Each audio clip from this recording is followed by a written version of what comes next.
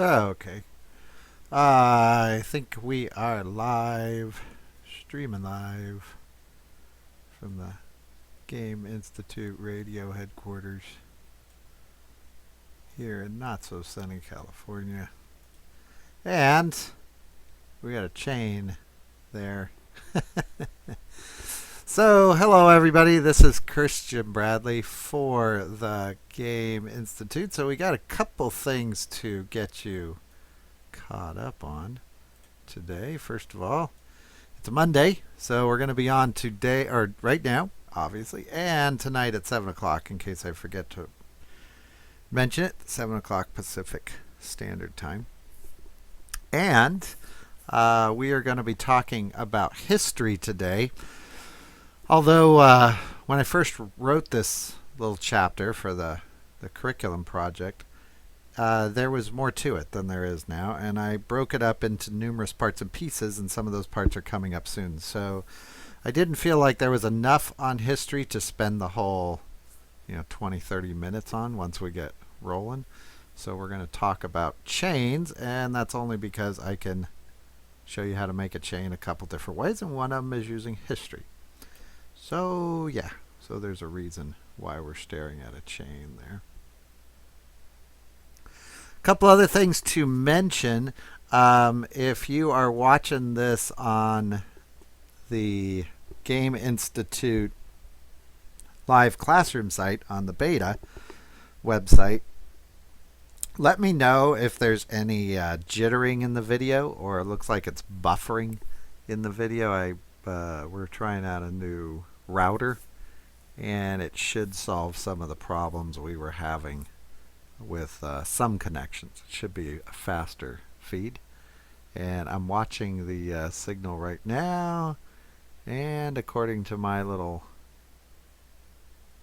app that I've got running, it looks like the signal's doing about the same thing it always did. So we'll see if the router had anything to do with it.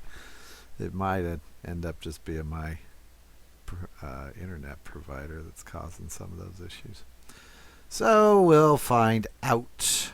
And looks like we got Rowan in here. So go ahead, and if you are on the beta site, post any questions you got. Doesn't have to be about what we're talking about at all. And I'll never promise that I can answer all your questions, but I'll attempt to. I got about a 90% success rate on answering questions, at least about Blender. So let's get to moving and talking about this history we'll get to. But first, I wanted to show you a cool little trick. At least I think it's a cool little trick. And that is with the chain object that I was talking to a few friends of mine that use Blender, and they weren't aware there was such a thing, and that's because it's in the add-ons. You have to turn it on to get it to work. This is a chain object made with the, I guess we'll call it a primitive shape, chain primitive shape, and I'll show you how we made it. I'm just going to make a new scene real quick here. So the way we do that, first you got to turn it on. Go to user preferences and add-ons right here, and I think you can type in chain. I think it's called something chain, right? Yeah, it's object add chain, or you can come down here to add mesh. I think it's this one, and it'll be under there, but it's this object add chain. Click the little check mark, the little happy dancing man will turn on here, and then hit save to user settings if that's what you want to do. And you can turn that off. And it shows up in a weird spot. You would think that it would be under add and mesh, and then like right in here, because here's a bunch of others that I've added, like pipe joints and gears, torus objects. These are all in the extras as well. You'd think it'd be right in here. It's not, and I had to look it up when I first turned it on to figure out where it actually went. It shows up under the create tab right here. And then, just to make things even more complicated, at least at my resolution, it's down here and you can't see it. until you scrub this guy down a little bit, and it's right there. And it has its own little place that it lives. Add chain. It's right there. It's in about the most inconvenient spot you can get. In fact, just clicking to get to it would have gotten you about halfway through making a chain yourself using a curve object. But there it is. And if you hit chain, it makes this totally lame looking chain, right? It's like, what are you going to do with that? It doesn't even attempt to look like a cool chain. Well, then, first let's show you what it did. It created two objects. It created a chain, this one, and a deform. And what I thought you did, now this is the wrong way to do it, so don't write this down. I'll show you the right way in a second. I thought what you did was you went to deform, because that made sense. That's kind of like other programs I've used. And then scale it. And if you scale it, you notice that it works pretty darn good, right? The problem is, as soon as you start moving the deform, here, let's do that. I'll show you what you don't want to do. Don't be like me, kids. As soon as you start moving that deform, your chain gets all screwed up. So, let me undo that. So.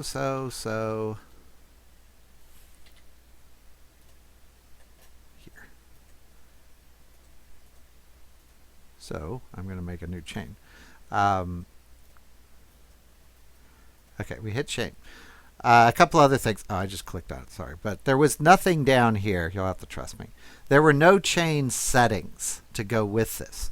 So there is no make chain longer, make chain links look better than round toruses. There's nothing like that. If there is, I haven't found it. But the way you make this work is, let's see if I can remember how to do it without checking my notes. You go to deform. And then I think it's Control C. Let me try. Control. Right? Is it object mode? I'll figure it out. Give me just a second.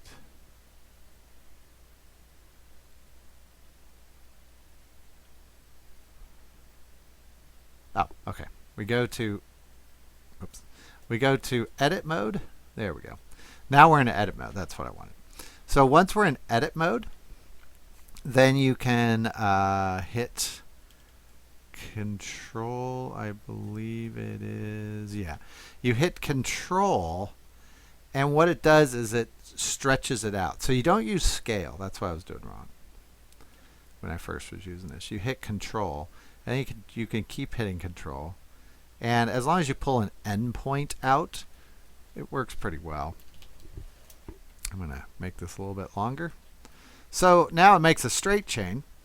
It would be really cool if these links were squashed. I haven't really figured out how to make that part work. So now we've got that done. Now, the cool part is, when I move this, you find the center of it here.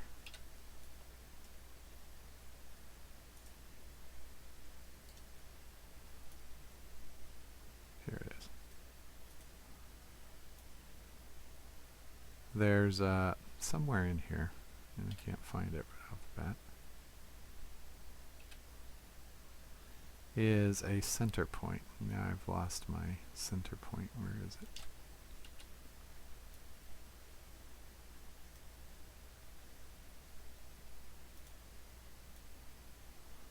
Here we go.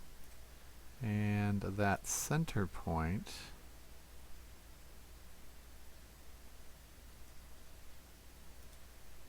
I can move. And that's what controls, there we go. That's what controls the bend of the chain. I call them center points. We should just call them like Bezier handles. That's effectively what they are. So then your chain will smooth out. You know, let's make this look like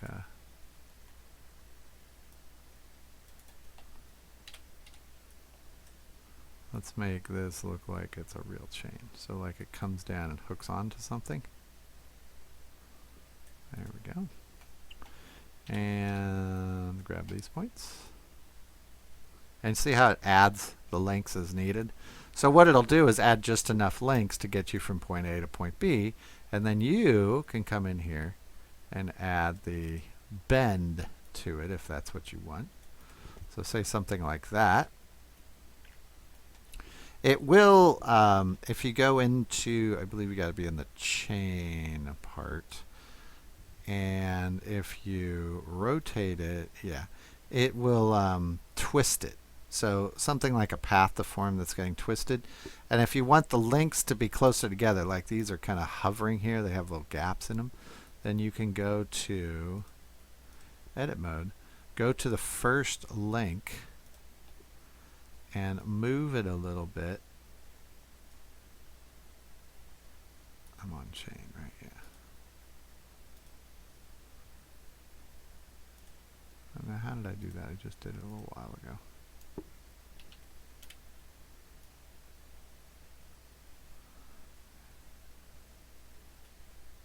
I think it's because I did the twist on it first. That's why it's not working, because now I can't get it going the right direction. But there we go. I just got it to tighten up a little bit. You can finagle this guy to be a little bit more tighter.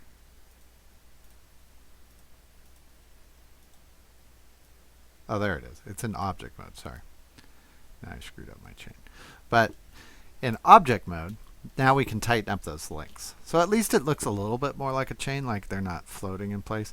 I don't like the round links. I would never probably make a chain like that. I like them when they're a little bit more like a squished O. Makes them look a little bit stronger. But if you're decorating characters or vehicles, both of which come up in our curriculum projects here at Game Institute, then you can at least make chains that kind of go from point to point using the chain object. So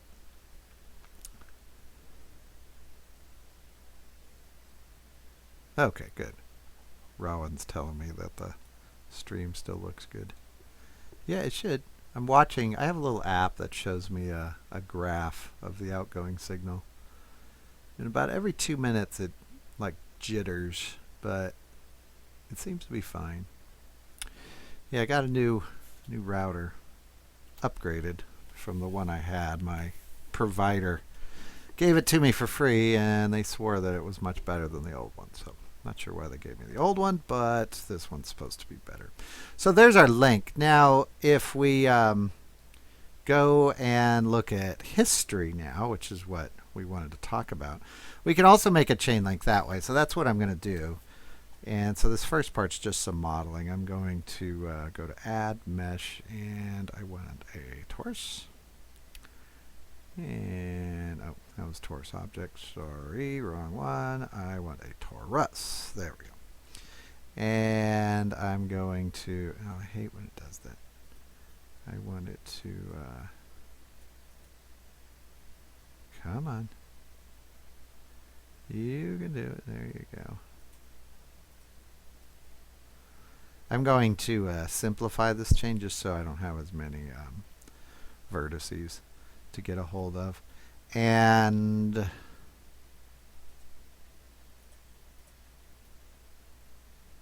will 8 work better? I just don't want as many. There we go. Vertices. How about that? Wait, one more.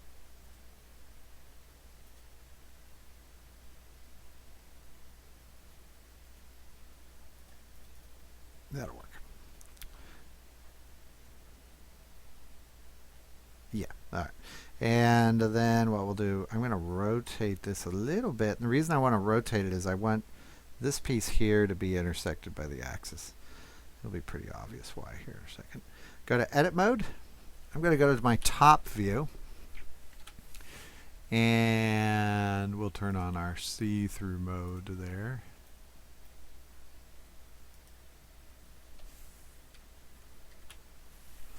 And go to the box selection. We'll grab this, and then we'll move it on the the X, I guess, in this case. So I'm just going to make a link is what I really want there. All right, that looks pretty good. Much more of a link in my book than the one that Blender makes. I'm going to, let's see. No, we'll just leave it. Sake of time, we'll just leave that one. Then,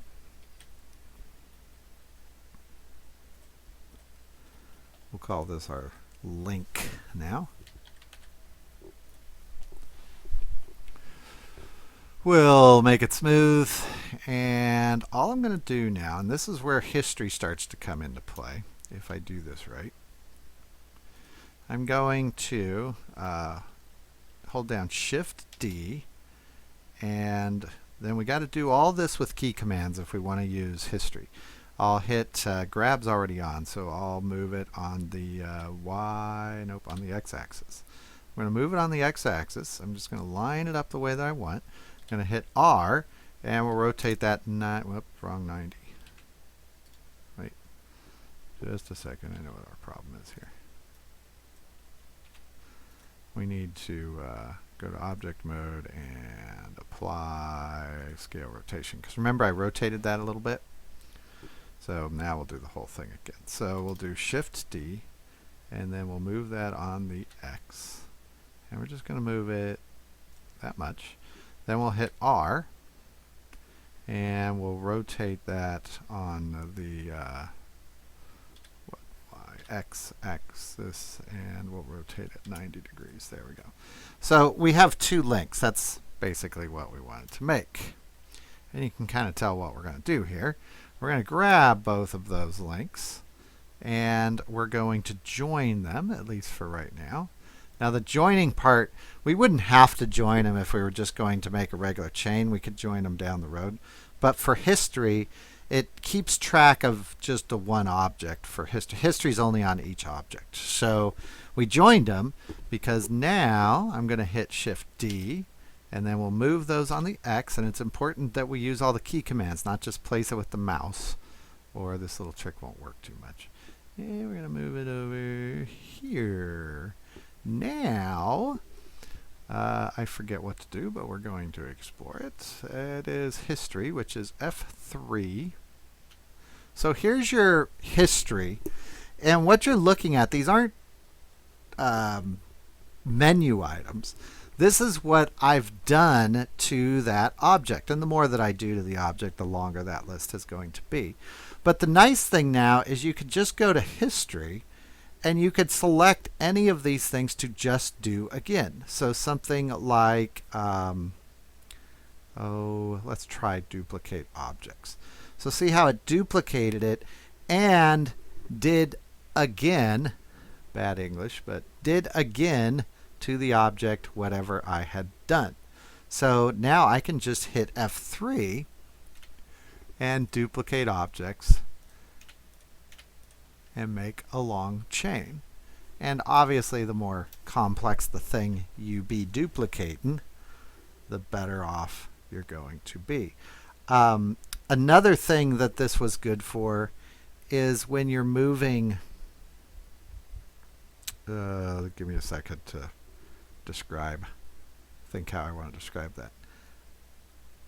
Well, back up a little bit. The reason I stumbled across history was when I was in the UV editor, and I don't have this set up, but you'll know what I'm talking about. When I was in the UV editor, I was constantly selecting certain groups in the UV editor, certain parts and pieces, and you could just use history to reselect them. So you don't have to go in there with your circle selection tool and do that.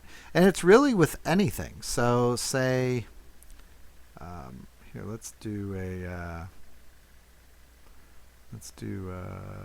gear. We'll just make a real quick gear here. There we go. So make a quick gear. I'm going to simplify this a little bit so we can see it. I'll just give it 8 little cogs there.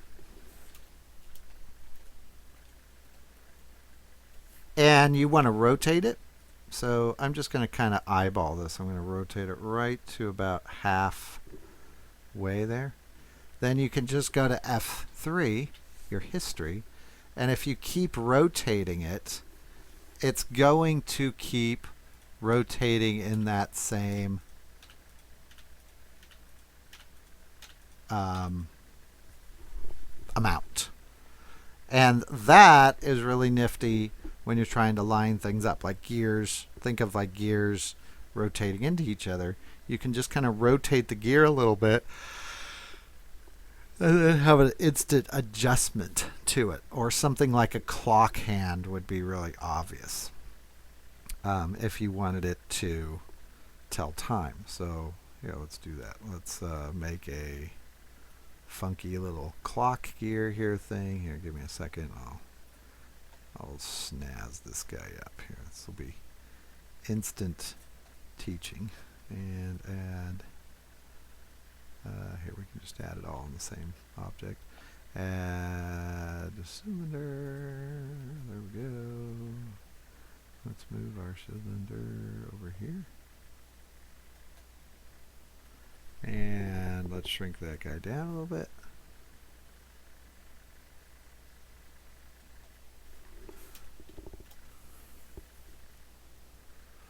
So I've got myself a little clock face here. Notice my great time telling here. I don't have enough numbers, but that's all right. I don't really care. And let's do a, I guess we can just do a cube for this.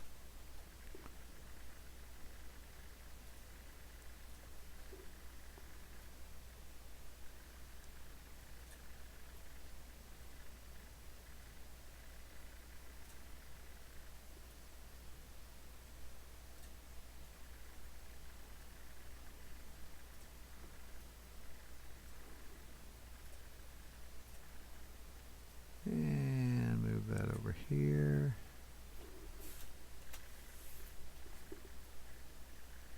There, we'll have it intersect a little bit.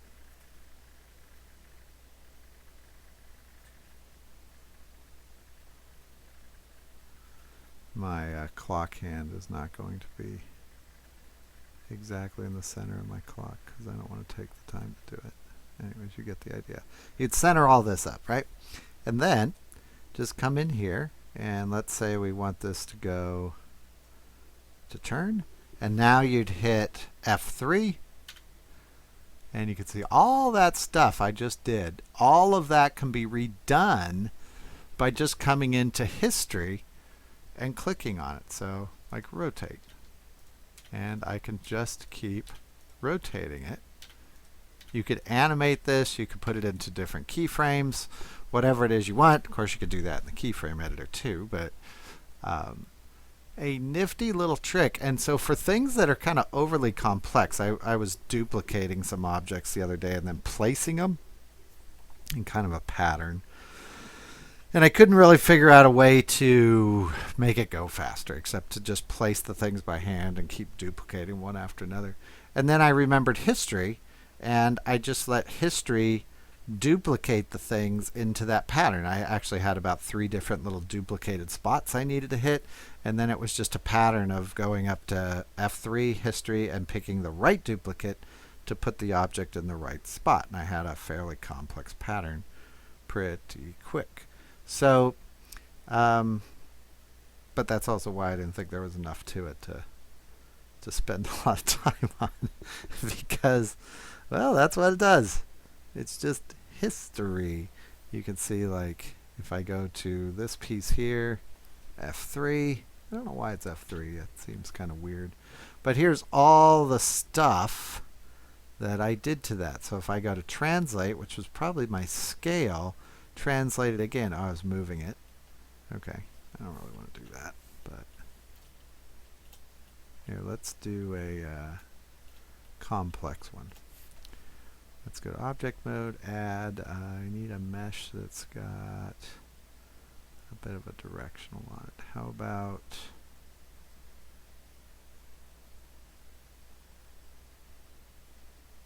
a cone? That'll work. And Move this over here. And now all I'm going to do is let it translate this or keep history for me. So I'm going to duplicate it, so Shift D, and we'll move this one on the Z. We'll just move that up, and then I'm going to rotate it and just position it a little bit. So something like that. We'll even scale it. How about that?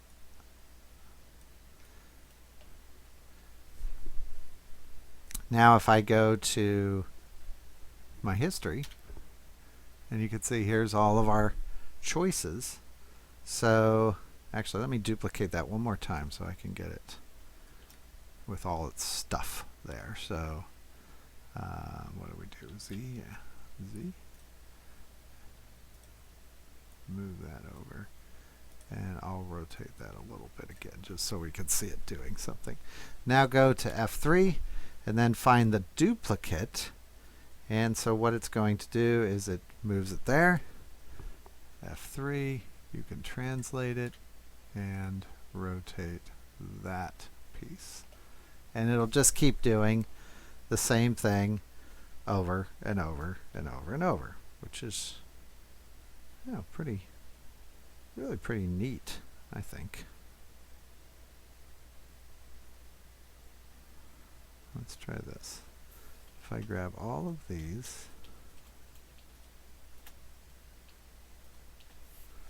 let's join them. I haven't tried this. I'm winging it. And we'll duplicate those. Move them on the Z. Let's move them on the Y. Nope, X. And rotate them on the Y.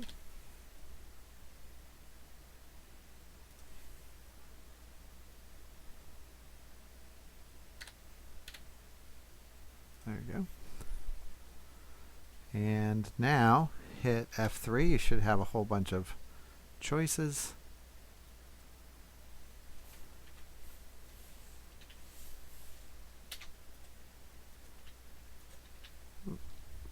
Oh, now I killed my history.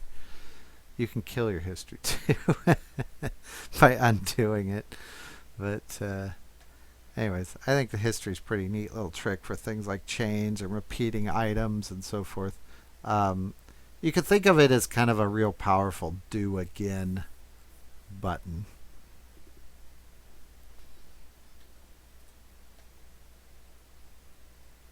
I think I still like the chain object better.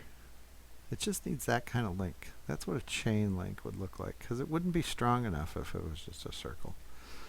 So it never looks right when it's not rectangular shaped like that. So if you've got some questions, go ahead and type them in for today. I don't really have any more news.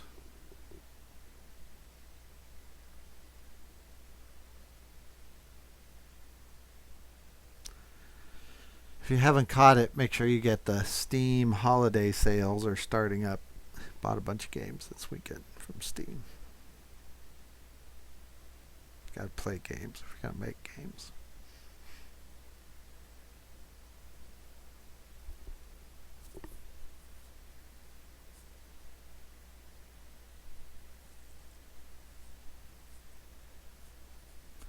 Well, the stream seems to be working for Wowan, so that's good. It's also dependent on the computer you're viewing it on. I know that YouTube does like an automatic buffering.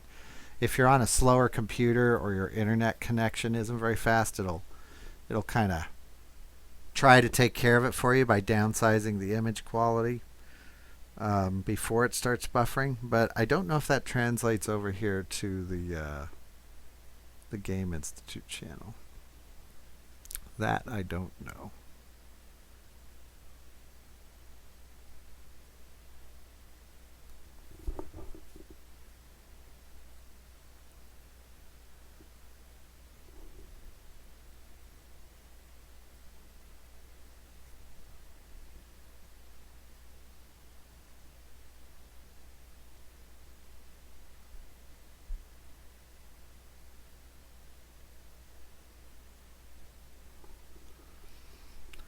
All right. No questions today.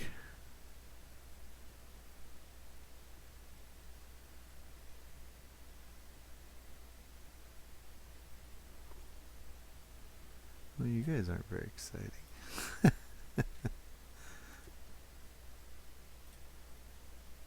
All right. Well, let me check what we've got for this evening. We will be talking about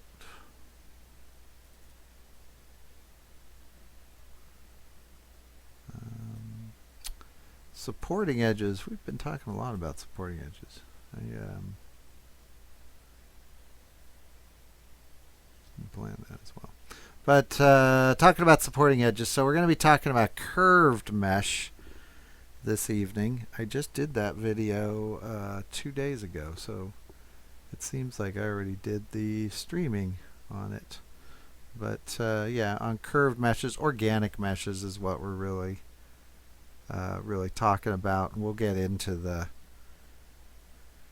creases and so forth, some different stuff that you can use to actually get those meshes to curve and behave the way you want once you start using sub-D processes on them, like multi-resolution modifier or the subdivision modifier.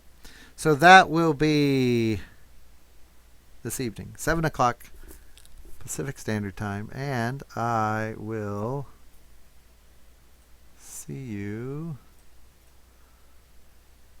all then. All right. Bye bye.